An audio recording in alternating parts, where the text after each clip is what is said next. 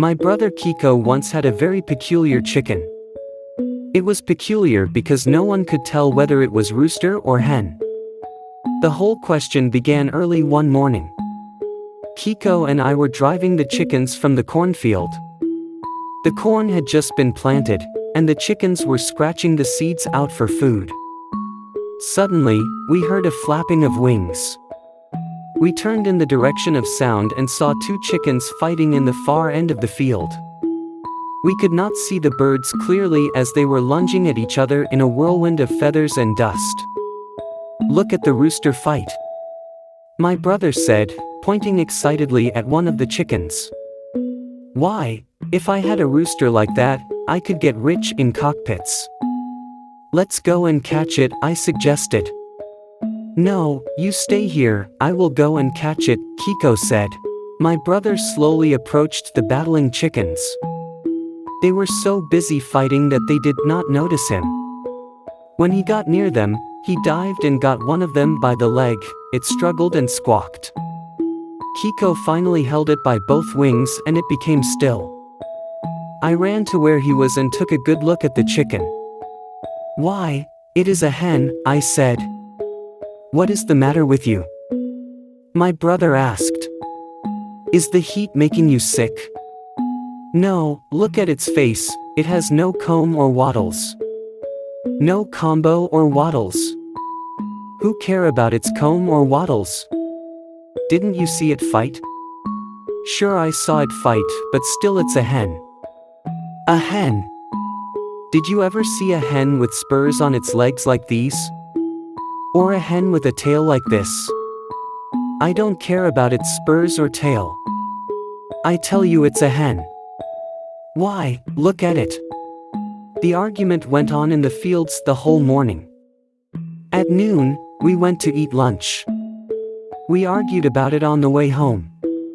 When we arrived at our house, Kiko tethered the chicken to a peg. The chicken flapped its wings and then crowed. "There!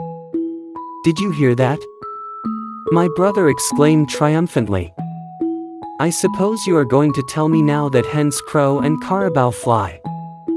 "I don't care if it crows or not," I said. "That chicken is a hen." We went in the house and the discussion continued during lunch. "It's not a hen," Kiko said, "it's a rooster." "It's a hen," I said. "It's not."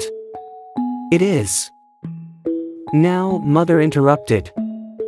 "How many times must Father tell you boys not to argue during lunch?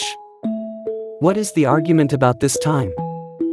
We told Mother, and she went to look at the chicken. "The chicken," she said, "is a baby. It's a rooster that looks like a hen." That should have ended the argument. But Father also went out to see the chicken, and he said, "No, you are wrong, Mother. That chicken is a binalake, a hen that looks like a rooster." "Have you been drinking again?" Mother asked. "No," Father answered. "Then what makes you say that the rooster is a hen? Have you ever seen a hen with feathers like that? Listen, I have handled fighting roosters since I was a boy, and you cannot tell me that that thing is a rooster." Before Kiko and I realized what had happened, Father and Mother were arguing about the chicken all by themselves. Soon, Mother was crying. She always cried when arguing with Father. "You know well that is a rooster," she sobbed. "You are just being mean and stubborn." "I am sorry," Father said. "But I know a hen when I see them. I know who can settle this question," my brother said. "Who?" I asked. "The Teniente del Barrio. Chief of the village." The chief was the oldest man in the village. That did not mean that he was the wisest, but anything carries more weight if it's said by a man with gray hair. So my brother untied the chicken and took it to the chief. "Is this a male or a female chicken?" Kiko asked. "That is a question that should concern only another chicken." The chief replied. "My brother and I happen to have a special interest in this particular chicken. Please give us an answer." Just say yes or no. Is this a rooster? It does not look like any rooster I have ever seen, the chief said. It is a hen, then? I asked. It does not look any hen I have ever seen. No, that could not be a chicken. I have never seen a chicken like that, it must be bird of some other kind. Oh. What's the use? Kiko said, and we walked away. Well, what should we do now? I said. I know what, Kiko said. Let's go to town and see Mr. Cruz. He would know. Mr. Eduardo Cruz lived in the nearby town of Katubasan.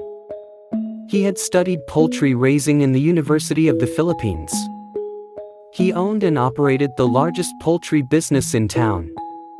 We took the chicken to his office. Mr. Cruz, Kiko said. Is this a rooster or a hen?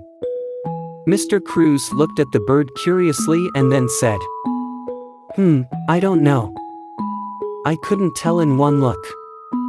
I have never run across a chicken like this before. Well, is there any way you can tell? Why, sure, look at the feathers on its back. If the feathers are round, then it's a hen. If they are pointed, then it's a rooster. The three of us examined its feathers closely. It had both. Very peculiar, said Mr. Cruz. Is there other way you can tell? I could kill it and examine it inside. No, I don't want it killed, my brother said. I took the chicken in my arms and we walked back in the barrio. Kiko was silent most of the way, then he said. I know I can prove you that this is a rooster. How? I asked. Would you agree that this is a rooster if it fights in the cockpit and wins? If this hen of yours can beat a gamecock, I would believe anything. I said. All right. He said. We'll take it to a cockpit this coming Sunday. So that Sunday we took the chicken to the cockpit. Kiko looked around for a suitable opponent. He finally picked a red rooster. Don't match your hen against the red rooster, I told him. That rooster is not a native chicken. It's from Texas. I don't care where it came from, my brother said. My rooster will kill it. Don't be a fool, I said. That rooster is a killer. It has killed more chicken than a fox. There's no rooster in this town that can stand against it. Pick a lesser rooster.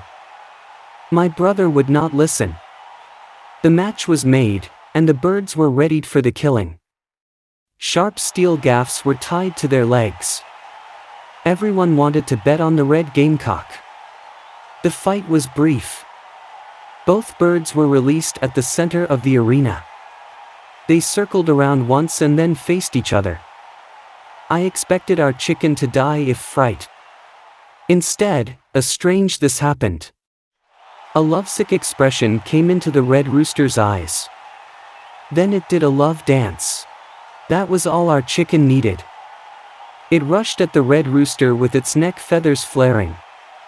In one lunge it buried its spurs into its opponent's chest. The fight was over. Tie-op. Tie-op. Fixed fight.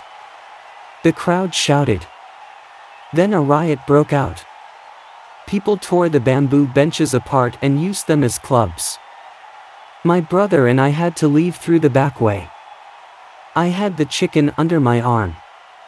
We ran toward the coconut groves and kept running till we lost the mob. As soon as we were safe, my brother said, Do you believe it's a rooster now? Yes, I answered. I was glad the whole argument was over. Just then the chicken began to quiver.